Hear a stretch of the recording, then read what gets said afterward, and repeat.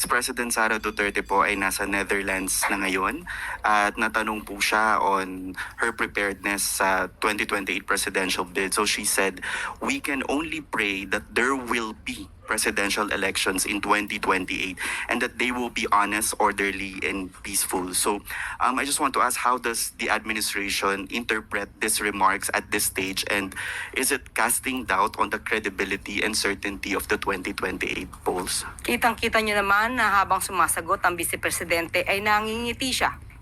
Siguro kahit siya ay natatawa sa kanyang sariling sagot.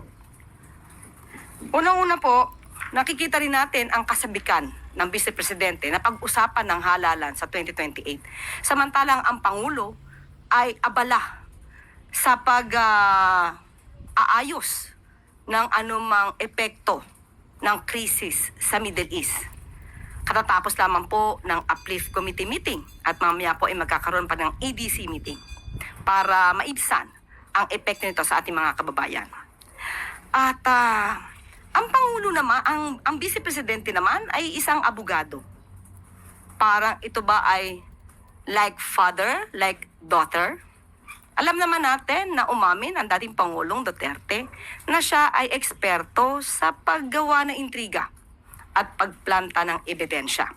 So ang mga ganitong sagot mula kay Vice Presidente ay alam nating intriga lamang, mga kwentong walang basihan. At sana ma-review niya ulit bilang abogado kung ano ba ang nilalaman ng konstitusyon para masagot niya na rin ang sarili niyang salita.